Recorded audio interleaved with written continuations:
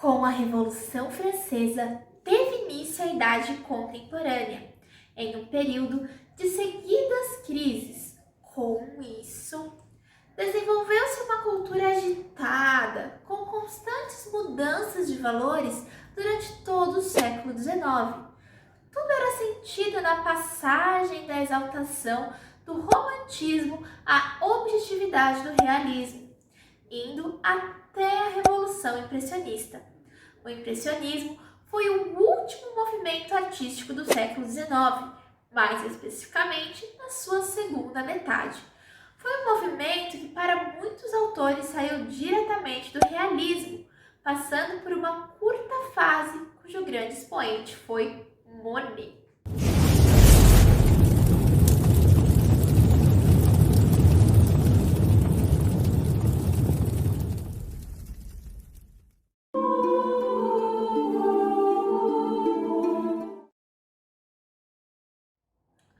Impressionismo foi um movimento artístico que revolucionou profundamente a pintura e deu início às grandes tendências da arte do século XX.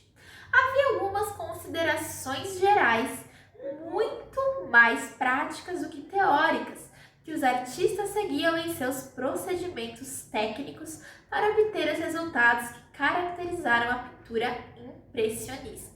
A pintura deve registrar as tonalidades que os objetos adquirem ao refletir a luz solar num determinado momento, pois as cores da natureza se modificam constantemente dependendo da incidência da luz do sol. As figuras não devem ter contornos nítidos, pois a linha é uma abstração do ser humano para representar imagens. As sombras devem ser luminosas e coloridas, tal como é a impressão visual que nos causam, e não escuras ou pretas, como os pintores costumavam representá-las no passado. Os contrastes de luz e sombra devem ser obtidos de acordo com a lei das cores complementares. Assim, um amarelo próximo a um violeta produz uma impressão de luz e de sombra muito mais real do que o claro escuro, tão valorizado pelos pintores barrocos. As cores e tonalidades não devem ser obtidas pela mistura das tintas da paleta do pintor. Pelo contrário, devem ser puras e dissociadas nos quadros em pequenas pinceladas. É o observador que, ao admirar a pintura, combina as várias cores obtendo o resultado final. A mistura deixa, portanto, de ser técnica para ser ótica. A primeira vez que o público teve contato com a obra dos impressionistas foi numa exposição coletiva realizada em Paris em abril de 1874. Mas o público e a crítica reagiram muito mal ao novo movimento, pois ainda se mantinham fiéis aos princípios acadêmicos da pintura. Claude Monet, francês e o mais célebre dos impressionistas, foi incessantemente pesquisador da luz e seus efeitos. Pintou vários motivos em diversas horas do dia e em várias épocas do ano, a fim de estudar as mutações coloridas do ambiente com sua luminosidade. Monet teve uma catarata no fim da sua vida. A doença, gente, o atacou por causa das muitas horas com seus olhos expostos ao sol. Durante sua doença, Monet não parou de pintar. Usou nessa época de sua vida cores mais fortes, como vermelho carne, vermelho goiaba, cor tijolo, entre outros verdes, rosas, vermelhos e cores mais fortes. Em 1911, com o falecimento de Alice, sua esposa, e seu problema de visão, Monet perdeu um pouco a vontade de viver e de pintar. Pierre-Auguste Renoir foi o pintor francês impressionista que ganhou maior popularidade e chegou mesmo a ter reconhecimento da crítica ainda em vida. Seus quadros manifestam otimismo, alegria e a imensa motivação da vida parisiense no fim do século XIX. Pintou o corpo feminino com formas puras e isentas de erotismo e sensualidade, preferiu os nus ao ar livre, as composições com personagens do cotidiano, os retratos e as naturezas mortas. Edgar Degas, parisiense, sua formação acadêmica acadêmica e sua admiração por Ingres fizeram com que valorizasse o desenho e não apenas a cor, que era a grande paixão do impressionismo.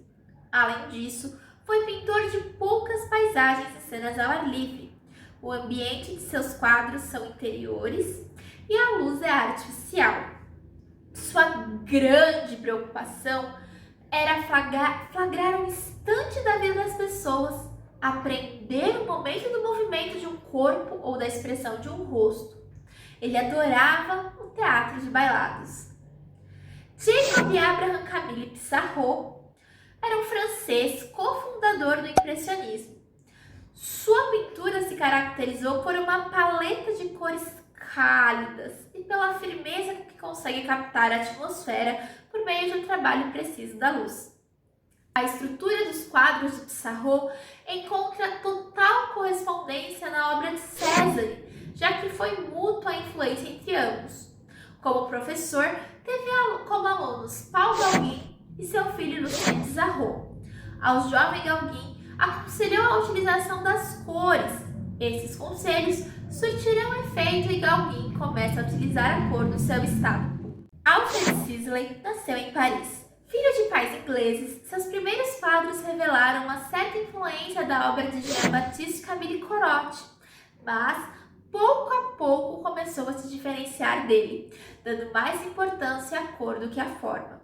Dono de uma capacidade surpreendente de observação, Sisley era capaz de captar os matizes mais sutis da luz, habilidade que demonstra em seus quadros as estações do ano. Também é muito singular o modo como consegue homogeneizar água, terra e céu, inundando suas paisagens de uma paz transcendental. Bertrand Morisot, pintora francês, iniciou a sua formação em pintura com os mestres Chocane de Montréal, Guijard e Corot e em escultura com Millet. Quando conheceu Manet, posou para ele como modelo e apaixonou-se por Eugênio, irmão do pintor, com quem se casou.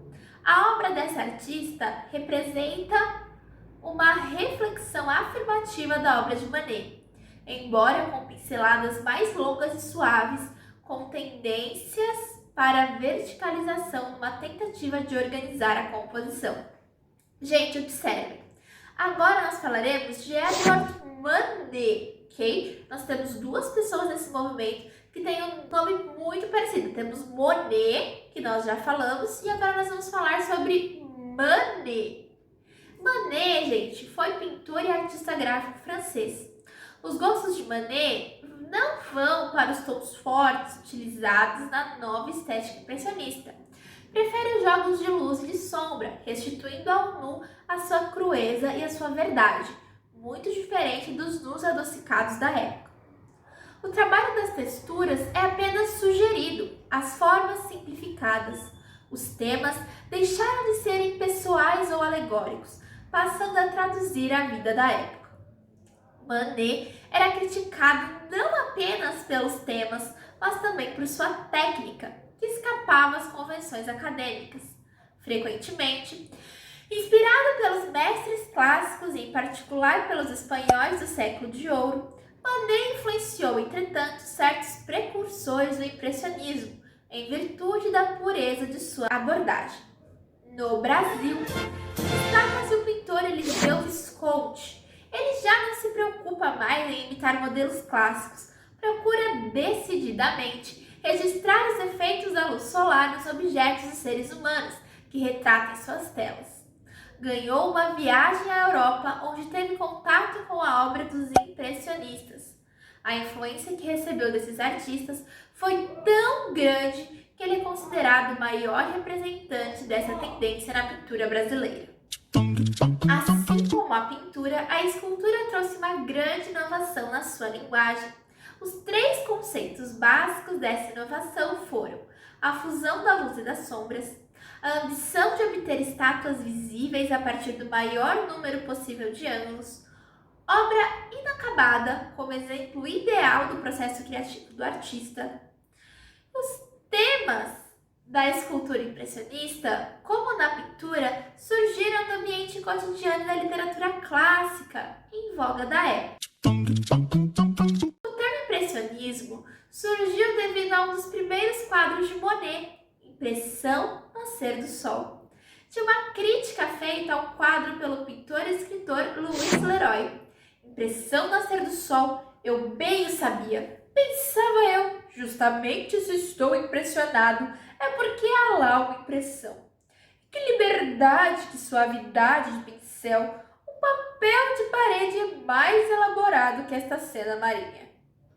A expressão foi usada originalmente de forma pejorativa, mas Monet e seus colegas adotaram o título, sabendo da revolução que estava iniciando na pintura. O quadro Mulheres no Jardim, de Monet, foi pintado totalmente ao ar livre, sempre com a luz do sol, e foi realizado no Jardim da Casa do Artista, em Giverny. O movimento impressionista foi idealizado nas reuniões com seus principais pintores e elas aconteciam no estúdio fotográfico de Nadar, na Rue des Capucines, em Paris.